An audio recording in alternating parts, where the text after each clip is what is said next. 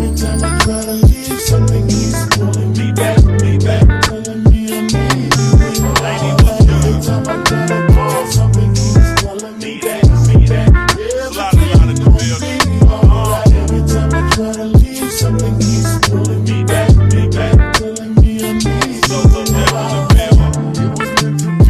Y'all know what this is. Hey y'all, so welcome back to my channel, and I'm back with another video today. As you can see from the title down below, we are getting into it today about birth in 2 different countries. I know in my last video, a little bit of controversy on the comment section, but I'm so open to the critiques, the feedback. I do not take offense to anything, and I'm just welcoming all comments, you know, even if they are negative, you know, it is what it is. So it's another day. Hey y'all, so we are about to get into it, so make sure you like, comment, and subscribe, and turn on those post notifications so that you can be notified every time I post. So let's get into why did I decide to give birth in America versus Jamaica, even though my child's father was over in Jamaica. When it comes to giving birth in general, it is an experience, especially when you are a first-time mom, and every pregnancy is different, even if you have 10 kids. So when I was thinking about like the process of having my child, where I wanted to have him,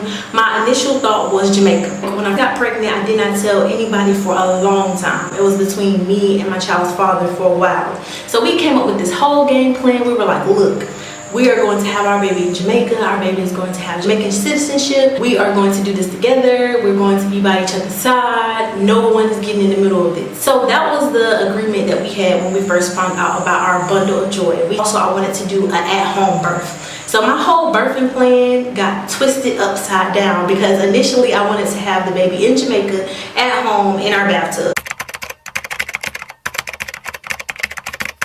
The first reason why I started to turn my head into like having a baby in America was healthcare reasons.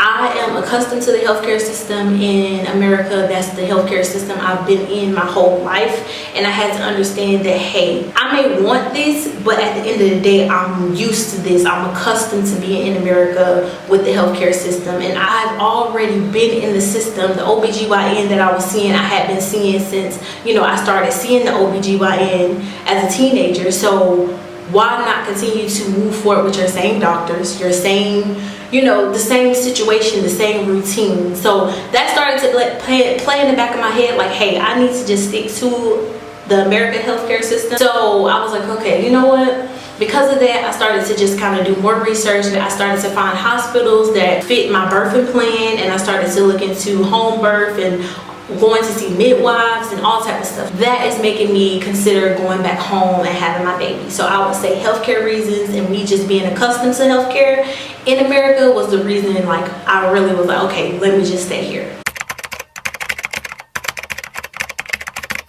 The second reason was, you know, as a mother, as a parent, we always look out for our child's best interest. And when I started to have discussions with people in Jamaica and people in America, people was like, look, if I had the opportunity, I would just have my baby with that American citizenship. So once I continued to do my own research, I was like, you know what, when a child is born in the US, they already are granted that American citizenship, and I am a US citizen, so I need to make sure that my child has that citizenship as well. So that was the second reason why I just considered to move forward with having my baby in America, because it was no longer about what I wanted, but what was best for my child in the future. And as a parent, if you are a parent, you know that your child comes first, and I had to put my wants aside because I wanted to have my baby in Jamaica, but I had to just think about the bigger picture. And that's what parenthood comes with, you thinking about your children over your wants and putting their needs above your wants. So that was my second reason why I decided to move forward with the process in America. The reason why I chose to have my baby in America after some deep soul searching was the family support and the proximity of family. So in America, my family, we are a very close-knit family. We all live very close to each other, and they are very supportive. They supported me through my entire pregnancy, and without them, I wouldn't be able to even have the life that I have right now with my baby. So thanks to them, shout out to them for helping me in so many ways. If I can give them all the flowers in the world, I would give my family all the flowers in the world. Third reason was really family. In Jamaica, we have a ton of family as well, but some of our family is like 3 hours away. In the moment, I was like, okay, if I really do have my baby here, will I have 100% full like support? And I had to think about like the support is far. So that was another reason why I had to think, you know, and really consider everything, because what if, God forbid, I had to have a C-section? What if things, you know, took a turn? I would have needed more support than little support from just my child's father, because he's phenomenal as well, but I would have needed more than just his support, especially with him working and, you know, just so many other things. So yes, third reason was family within close proximity and just like unlimited support. The fourth reason kind of ties in with my second reason was really just healthcare insurance. When it comes to insurance, I was trying to find out how could I get insurance in Jamaica, but it was like finding a needle in a haystack for me when I was trying to do my due diligence and like do like so much research. It was becoming overwhelming, especially being pregnant. So I had to like pick and choose my battles and realize that me doing so much extra research was kind of more so putting me in like a stressful situation than like not. So because like I said, I'm used to the healthcare system, I already have my healthcare insurance and I have already like everything set out. I was like, you know what, I just need to take myself back to America when it's time to have this baby, because when it comes to healthcare insurance, if I would have had the baby at the public hospital, it would have been free. But then if I would have tried to have the baby at the private hospital, there would have just been like some costs. And I was like, okay, I might as well like go back home, because like I said, I've been with the same insurance since I was a baby. So it may just be best to move forward with that process. Also, the other thing that like was really difficult for me, which was like a con, was like, you know, if I did decide to have the baby here in Jamaica, in most situations the child father cannot be in the room with you when you are giving birth. And because it was my first birth, my first child, I was super nervous to go through that process without him. But I also was trying to weigh the pros and cons of like, okay, even if I go through that little moment of him not being there, at least he'll be able to help me post, you know, having the baby. But then I was like, okay, my mom, my sister, my brothers, my dad, everybody is already back at home and they can kind of help me with that process as well. So I had to like weigh the pros and cons. And I know for most women, they were like, like I could not see myself having this child without my child's father being here. But y'all, when you are not in the situation and you like tend to judge the situation before you fully put yourself in those shoes, you don't understand the magnitude of how much it is on a person to go through a process like this. It's not, I'm not going to say unorthodox, because I know a lot of women who have done it, but having your child father on the video call while you're having your baby is not your number one decision. Like, I didn't just say I want to do this. It took long conversations. It took mental preparation to even go through with that process of not having a baby here in Jamaica. So before anybody comes to the comments and be like, well, you need to go back home, I didn't want to go back home. I wanted to have my baby here, because this was what I was accustomed to. I've been, like I said, y'all, it's going on like 3.5 years that I've been back and forth in Jamaica. So this is like, my videos show that this has been a 9-month journey. But if you are new here, I lost my first page. I've been coming here for a while, so I have already been accustomed to things. So when I talk about things in my video, I'm not a first timer. I'm not somebody who's been here for 2 months, 3 months. I've been here for 3+ years, on and off. The only reason why I go back and forth is because of holidays, birthdays, events, things that I have to tend to for my family. And now having a baby, I have to go back and make sure that he's still, you know, establishing that relationship and fostering that relationship with his family back in America.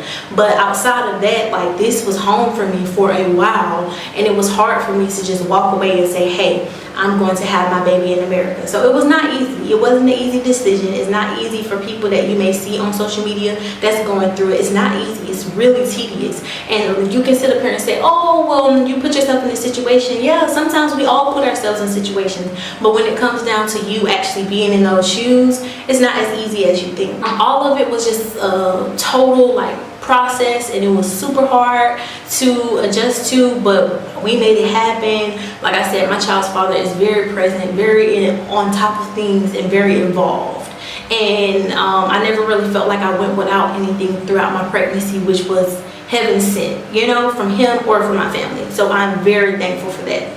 And I express so much gratitude to my family and to him for just making sure that I had everything that I needed throughout the duration of my pregnancy, and friends. Overall, why I decided to have my baby in America was just like pros and cons. I started to weigh pros and cons. I started to think about the things that people said that actually live here, who had babies here, and just told me to go back home, and started to think about the things that people in America were saying. And I just had to really just do some soul searching, and ultimately I just prayed about it. And when I prayed about it, I had got revelation to just go back home, have the baby, and then just bring your baby back. Like I said, when you become a parent, you make sacrifices, and you don't understand those sacrifices until you're in that situation.